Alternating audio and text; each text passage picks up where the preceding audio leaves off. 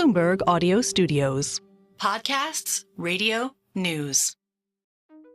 Every year, the top executives at Apple, of course one of the largest and most influential companies in the world, are whisked away to an idyllic retreat, usually in Carmel Valley. That's about 90 miles south of the company's headquarters in Cupertino, California. So many of these execs travel by bus. They can't bring their family. They can't bring their assistants. These are the 100 most important people at Apple. Bloomberg's Mark Gurman has covered Apple for almost 15 years. And he says this annual meeting is one of the most important dates on the company's calendar. It's something Steve Jobs started. They sit in auditoriums, different rooms of this beautiful resort in Northern California. They are taught and shown all of the goodness that's to come from Apple in the years to come. It was at this retreat that Apple's so-called Top 100 got a first look at the original iPad, Mark says. They saw the MacBook Air, the Apple Watch, and got updates on the Apple Car project, which the company just scrapped. This is where you go to learn about Apple's future. And while most of the focus is on product presentations and prototypes, Apple's senior leaders are also taking note of who among them has been picked to make these presentations. I think the people at that event are probably always naturally trying to figure out who's next in line, who's in charge. That is, who will eventually replace Tim Cook. Jobs' handpicked successor has been the CEO of Apple for nearly 13 years. He was Jobs' deputy before that. At Apple, succession planning is the elephant in the room. And even though Cook hasn't indicated he plans to leave the company anytime soon, Mark says there's growing speculation about when that'll happen, who will be its next chief executive, and whether that person is in this group of Apple's most important people. We're nearing sort of the end of Cook's tenure at Apple, probably, right? He's going to turn 65 next year. He's older than most CEOs in the S&P 500. He's been at Apple for 25 years. And Apple's at a precarious position because the executive team, where they likely would choose their next CEO from, most of the people on that executive team are all about 60 years old or would probably be in their mid to late 60s by the time Tim Cook retires, leaving the company with very few reasonable options. Today on the show, the challenges of finding someone who could do one of the most demanding jobs in business, who's in the running, and how that decision will impact a $2.8 trillion company and one of the best-known brands in the world. I'm David Gura, and this is The Big Take from Bloomberg News. Tim Cook has been the CEO of Apple for more than a decade, and part of his job involves planning for who will succeed him. Bloomberg's Mark Gurman says it's not the easiest job to fill. Is that job description really well fleshed out? In other words, what does an Apple CEO need to be able to do? An Apple CEO needs to either be the visionary to bring new products to market or needs to be able to find who the visionary is and partner with that visionary to bring those new products to market. It's a challenge that wasn't lost on Steve Jobs when he tapped Cook for the job. You know, the thing about Cook is that it is all-consuming. And I think one of the reasons that Jobs made him the CEO, other than the fact that he was the most qualified, probably by a long shot amongst the executive team at the time, is that Jobs knew how all-consuming the next era of Apple would be, right? And Tim's entire life, for the most part, based on everyone who knows him and everyone you speak to about him, is Apple. Cook became Apple's CEO in 2011 under intense scrutiny. He took over for Jobs, the company's founder, who was battling pancreatic cancer. And in October of that year, Cook stepped into the spotlight to unveil a new version of the iPhone. Good morning. This is my first product launch since being named CEO. I'm sure you didn't know that.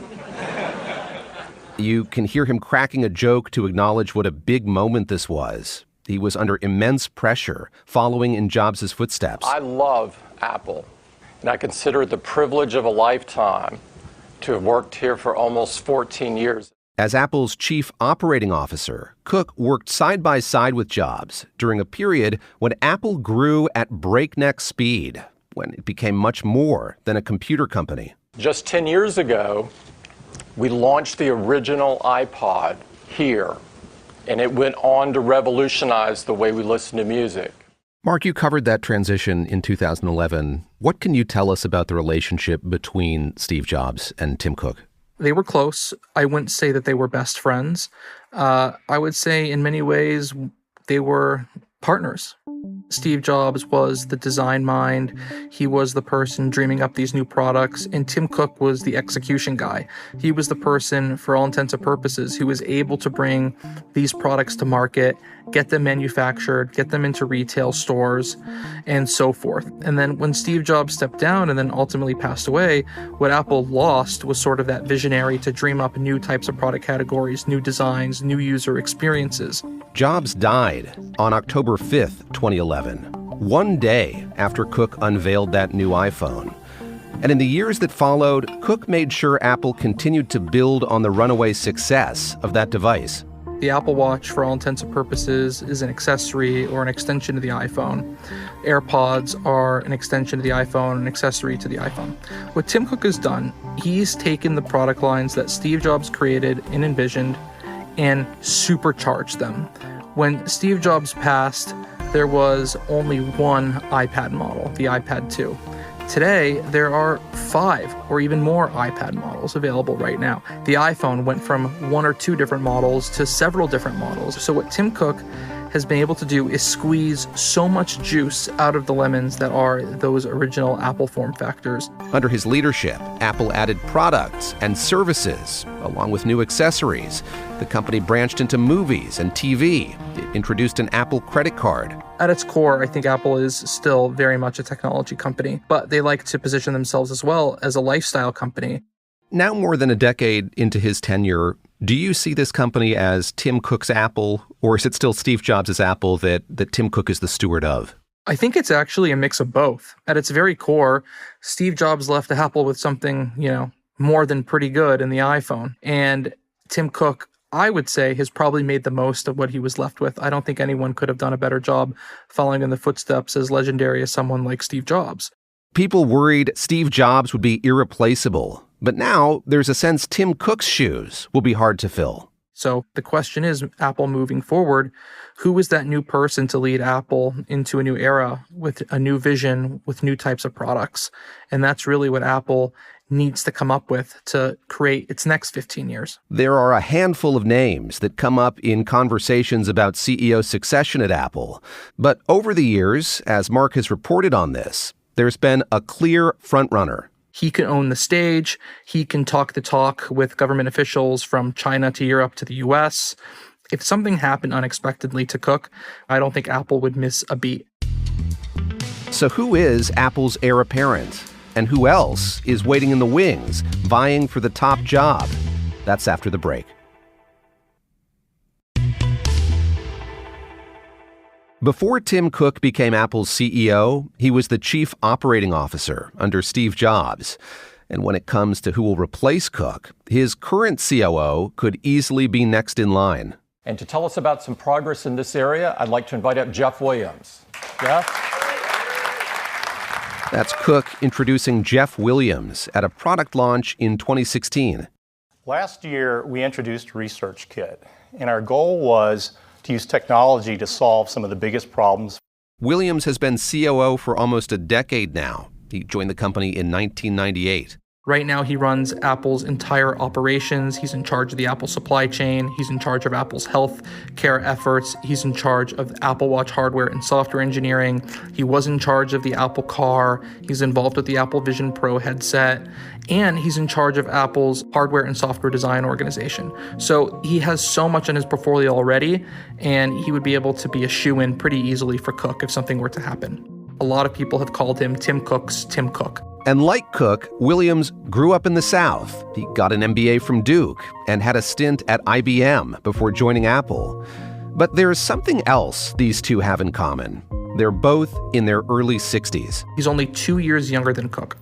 And that could make Williams' path to succeeding Cook complicated. If Cook retires in 3 to 5 years, you can't name a 66-year-old Jeff Williams as CEO of Apple, right? The street, the market, the employees, the board probably wouldn't be terribly fond of that idea. You can't set up someone for a 2 to 5 year tenure as a new CEO of a company as big and as important as Apple. This is not just an issue with Williams, though. When you go down the list of other potential candidates among Apple's top management, a trend emerges. Mark says many members of the company's leadership team are also hovering around retirement age, and turnover at the executive level is pretty rare. When you're a senior vice president at Apple, you're essentially the CEO of a major division, right? You're at one of the most successful companies in the world. You're also getting paid $25 million per year as an Apple senior vice president. So from a financial standpoint, it's very worthwhile to stay around. But I think the people in Apple's executive team, they're motivated by more than money. I think there's a sense that a lot of these folks are very much motivated by the power that comes with being in that role. And so power is sometimes hard to give up. Mark says if it's not Williams, there are a few other candidates who are likely in the running. They're all currently on the Apple payroll. Tim Cook himself has said he hopes the board taps someone from within the company. And they have their own trade-offs. Finding a single person who can do everything that an Apple CEO needs to do is a real challenge. One potential candidate is on his second stint at Apple. Craig Federighi, who's in charge of software engineering. But, Mark says, Federighi probably doesn't have the business acumen to run the whole company. There's also Deirdre O'Brien, who oversees Apple's sprawling retail operation worldwide. And before that, she was one of the company's top executives on operations and sales. But according to Mark, Apple probably wants to try something new for a new era and not go with another operations or an HR person. But Mark has identified another candidate who, with his age and experience, is a strong contender. Everything that I have learned while reporting the story points to a guy named John Ternus. He's not even 50 years old. He's Apple's senior vice president of hardware engineering. He joined Apple's executive team in 2021. He has quickly risen through the ranks. He used to be a VP in charge of Mac computer engineering. He eventually added the iPad, added AirPods. More recently, he added the iPhone and the Apple Watch. And now he's in charge of basically all of the money-making hardware for Apple. And he's become an increasingly important face at the company. He's been increasingly promoted in their marketing. He's dealing with regulators in terms of right to repair laws. So he's becoming a bigger part of the Apple story. Mark says Ternus had a marquee role this year at that annual executive conference in Northern California. And just this week, Apple unveiled some new tech. And Cook called on Ternus at that event to introduce those new products to the public. So here's John to tell you more. Let's kick things off with iPad Air. Mark says Ternus's prospects of becoming Apple's next CEO get better the longer Cook sticks around. And there's no indication he plans to retire anytime soon. Executives are not under the same pressure they used to be to retire in their mid-60s. Mark, I wonder if you could situate this conversation in kind of a broader cultural sea change we're seeing. Bob Iger back at Disney in his 70s. That must in some way sort of liberate Tim Cook to look perhaps at a longer tenure at Apple. Yeah, it's a very good point. Certainly the next U.S. president is going to be in their 80s during their tenure. You have Pat Gelsinger, who's the CEO of Intel. He was named to that role 3 years ago when he was about 60. So certainly you do have some older statesmen there with Tim Cook, one of the older ones. And Apple appreciates, as some people tell me, the people with gray hair there. That means they have experience and wisdom, and they've been around the block a few times.